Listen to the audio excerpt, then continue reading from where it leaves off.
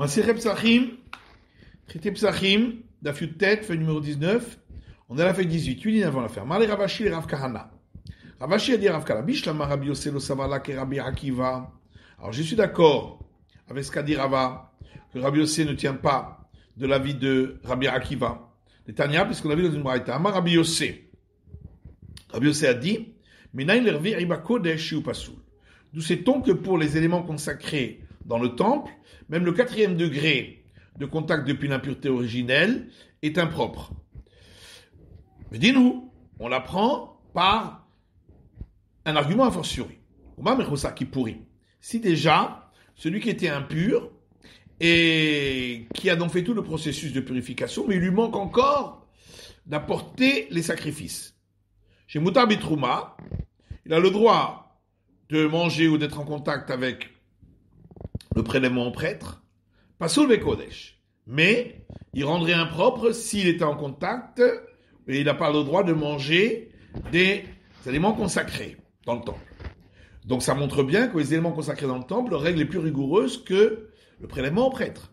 Et donc Shlishi chez Pasou Bitrouma, puisque le 3e degré de contact depuis l'impureté originelle est considéré comme impropre lorsqu'il s'agit de prélèvement au prêtre, et Nodin chez Asereviri Bakodesh. Donc, c'est normal qu'à plus forte raison, il devrait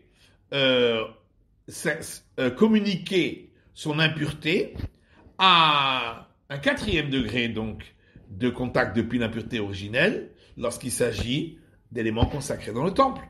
Velamanu Shishiva Kodesh Minatora. Et donc, nous apprenons le cas du 3e degré de contact depuis l'impureté originelle pour les éléments consacrés dans le temple de par la Torah, ou Révi'i, et le 4e degré,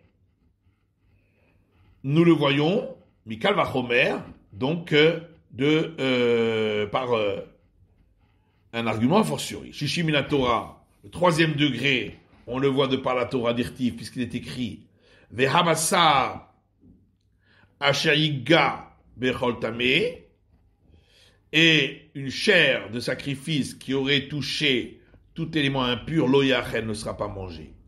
Mi lo askinan de nagar besheni, n'est-ce pas, on parle que cette chair de sacrifice a touché un 2e degré d'impureté en contact depuis l'impureté originelle, puisque il est appelé impur dans la Torah. Et donc, cette viande est donc 3e degré. On voit que le 3e degré est impur. Révi'é Mikal Vachomer, et le 4e degré, comme on l'a vu, on l'apprend par un argument a fortiori qui est d'Abrinan, donc cet argument qu'on vient de voir plus haut. Oui, ça Kalatar Sava qui Rabbi Akiva. Maintenant, si Rabbi Yossé, qui a donc enseigné cet enseignement, penserait comme Rabbi Akiva, son maître, qui lui pense que même dans le profane, le 2e degré peut transmettre son impureté à un 3e degré. Dit-Nenami Révi'é Bitrouma. Donc, dans le cadre des prélèvements aux prêtres, dont les règles sont encore plus rigoureuses que pour le profane, il devrait même y avoir un 4e degré. Vechamishi Bakodesh. Et pour les éléments consacrés dans le temple, dont les règles sont encore plus rigoureuses, on devrait arriver à un 5e degré. Or, c'est pas ce que Rabbi Yossé a dit. Donc forcément, il ne tient pas de Rabbi Akiva. Et là, Rabbi Akiva le savoir que Rabbi Yossé minalan. Maintenant, d'où sait-on que Rabbi Akiva ne tient pas de ces arguments a fortiori de Rabbi Yossé? Amarle, elle lui a dit, parce qu'à ce moment-là, comment c'est possible que on n'a jamais trouvé un enseignement parmi les maîtres de la Mishnah qui nous enseigne qu'il y aurait un 4e degré d'impureté de contact depuis l'impureté originelle pour le prélèvement au prêtre, et un 5e pour les éléments consacrés dans le temple, puisque d'après Rabbi Akiva, déjà pour le profane, il y a un 3e degré. Donc, 4e pour le prélèvement au prêtre, puisque c'est encore plus rigoureux, et 5e pour les éléments consacrés dans le temple, qui sont encore plus rigoureux. Venema Rabbi Akiva, on aurait dû avoir cet enseignement pour savoir que c'est bien l'enseignement de Rabbi Akiva. La Gemara dit Vanana Achi Nikum Benismor. Est-ce que on se fie à cela? C'est pas parce qu'on n'a pas trouvé un tel enseignement qui n'existe pas. La Ravashi, et Ravashi est sorti, Vitem Rav Kahana, d'autres disent Rav Kahana, Dak Vashkar. Il a cherché et il a trouvé qu'effectivement, Rabbi Akiva ne pense pas ainsi. Puisqu'on a une Mishnah qui dit Hakeli mitzaref et mashe betocho le kodesh, avalo le trouma. Un ustensile qui contient différents éléments qui sont contenus dans cet réceptacle. Tout ce qui est dans le réceptacle est considéré comme un seul élément. Et donc, si une partie a été touchée, c'est comme si le tout a été touché et est devenu impur. Ça, c'est uniquement pour les éléments consacrés dans le temple, mais pas pour les prélèvements aux prêtres. Encore une autre règle plus rigoureuse pour les éléments consacrés dans le temple par rapport aux prélèvements aux prêtres, c'est que vers le V'Aïba Kodesh,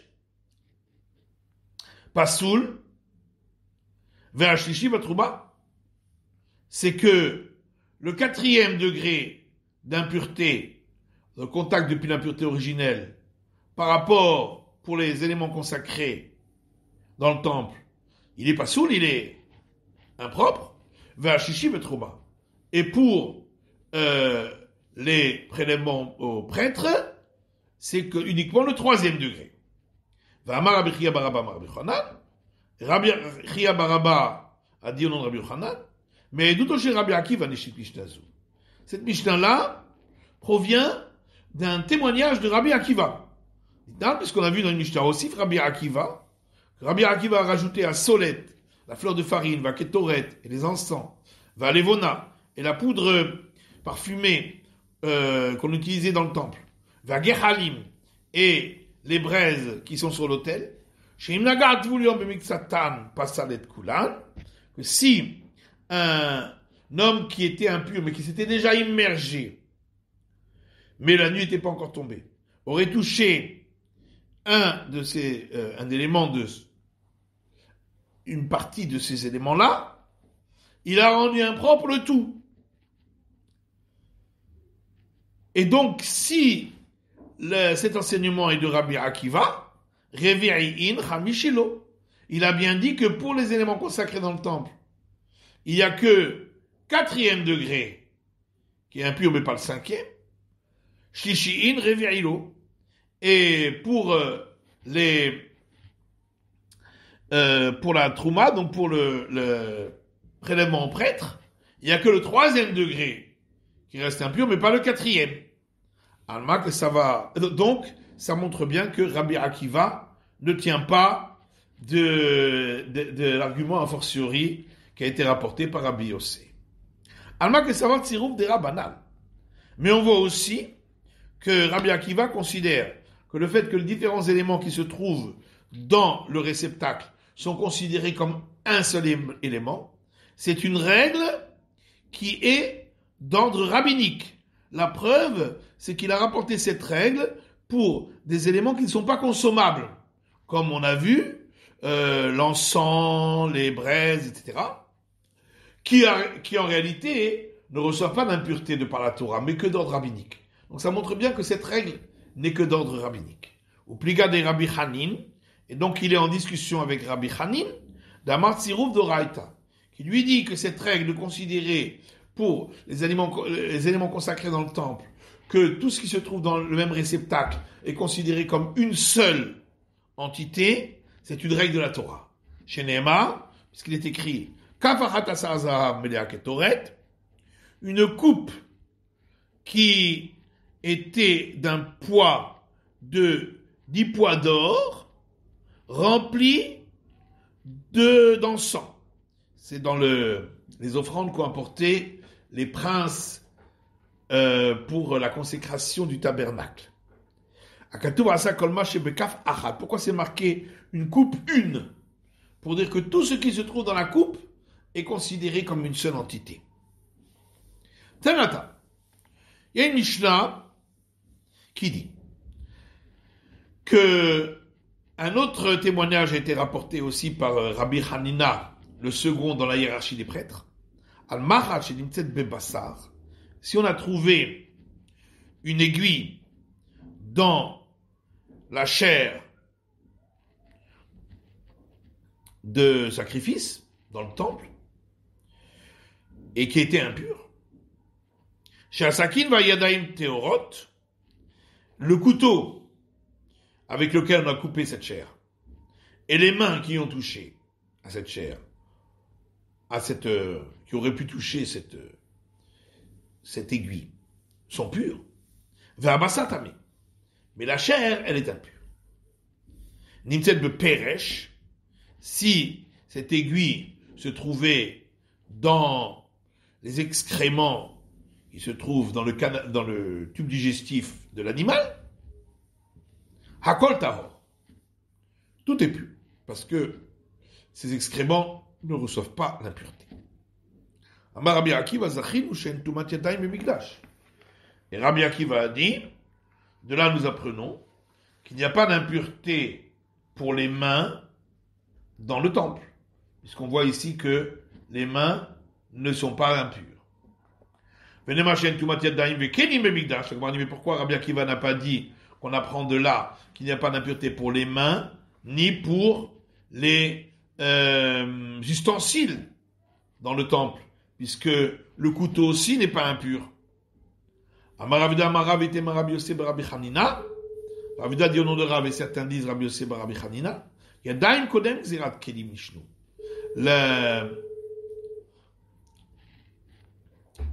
L'institution rabbinique de l'impureté des mains a eu lieu avant celle de l'impureté des ustensiles.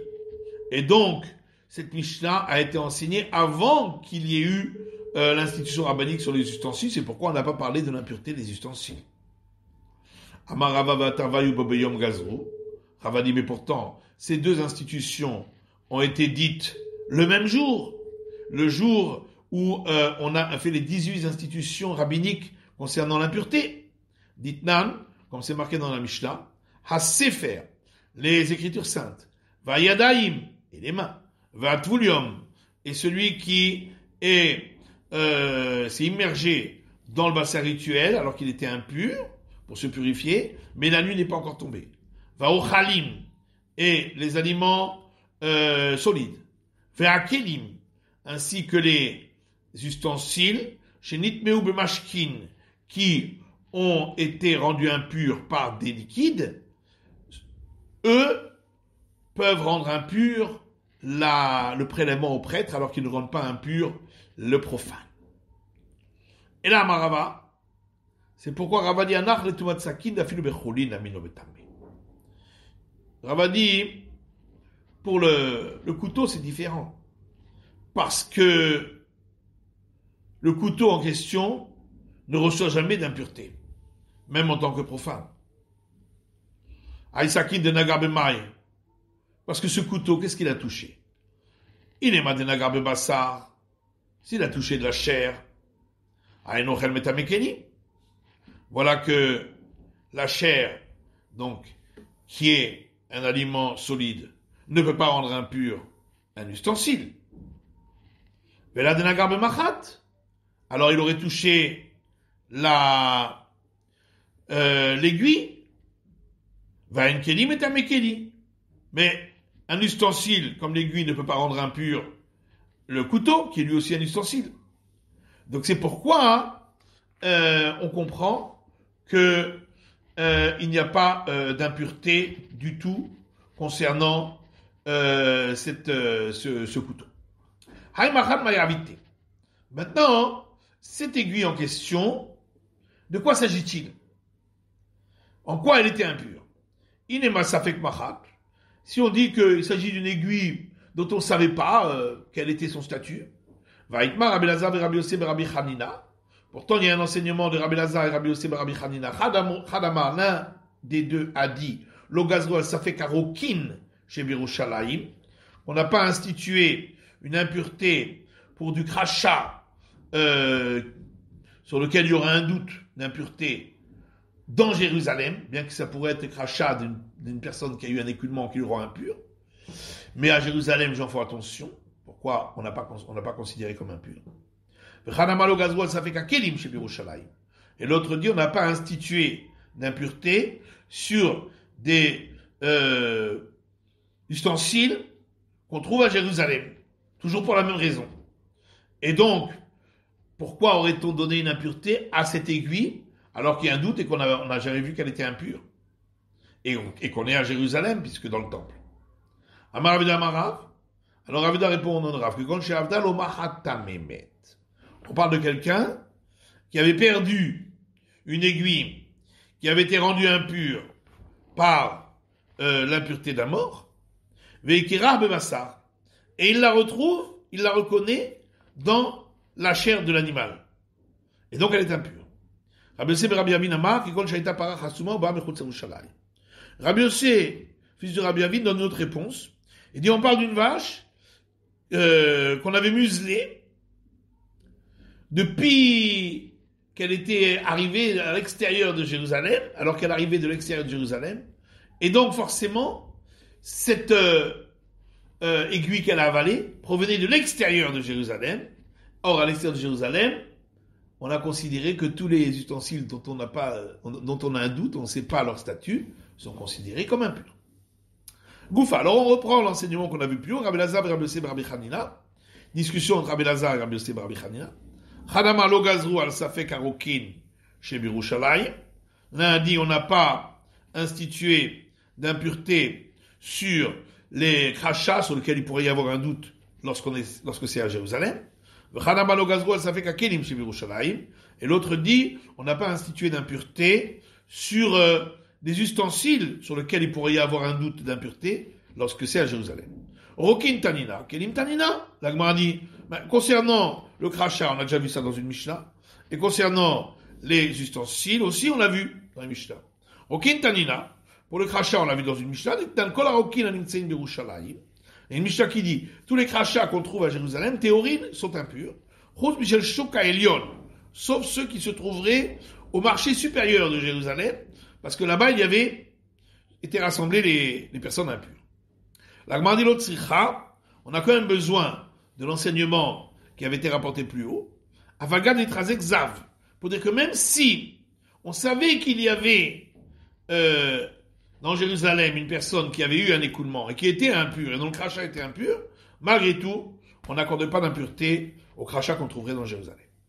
Kelim Tanina, la Gemara dit, mais concernant les ustensiles aussi, on a vu ça dans une Mishnah d'Itnan, et une Mishnah qui dit, Kol HaKelim HaNimtzein BeYerushalayim, tous les ustensiles qu'on trouve à Jérusalem, derech Irida levet Advila, dans le chemin qui descend vers le bassin d'immersion. Mais forcément, ce sont des ustensiles impurs qu'on voulait descendre pour immerger et qui ont été laissés là.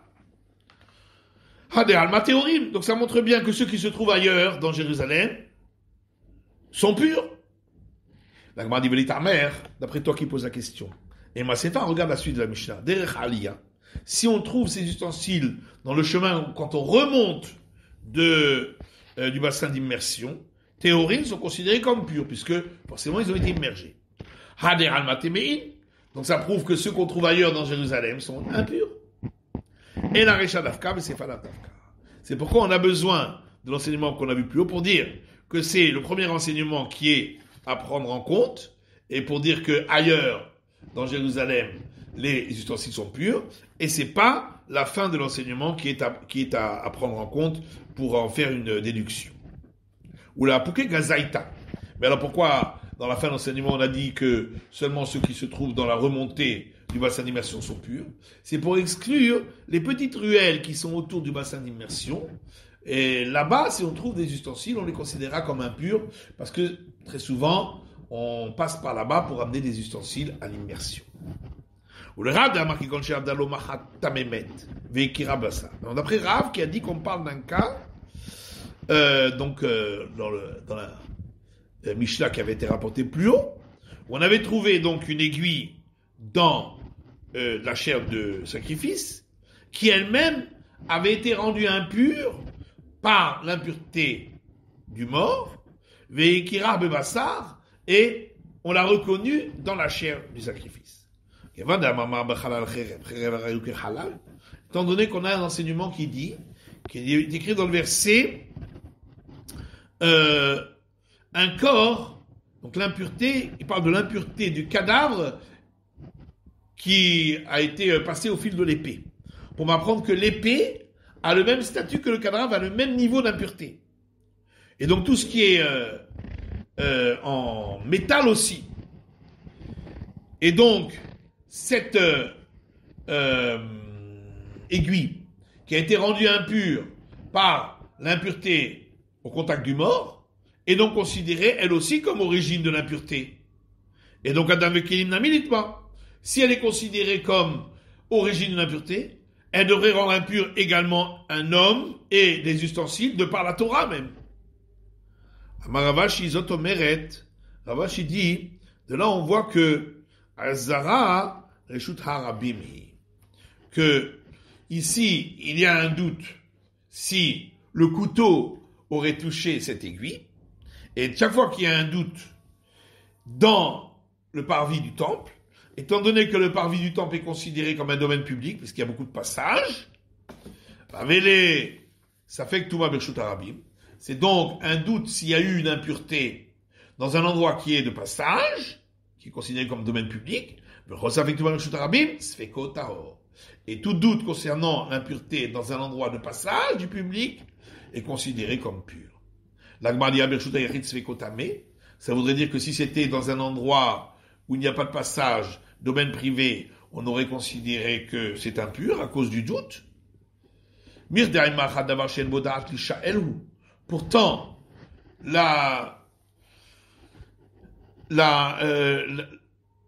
l'aiguille en question, elle n'a pas la conscience pour poser la question.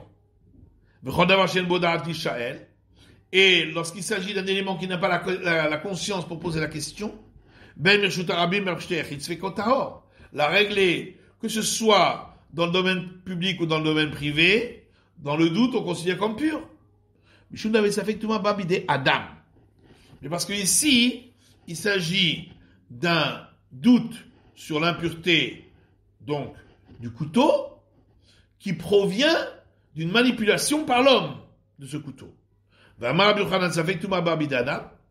Yochanan dit, lorsqu'il y a un doute sur une impureté, lorsqu'il y a eu manipulation par un homme, Nishalim Aleha, on peut poser la question est posée par l'homme qui lui a une conscience pour la poser, et donc, dans le domaine privé, lorsqu'il n'y a pas de passage, c'est considéré comme impur.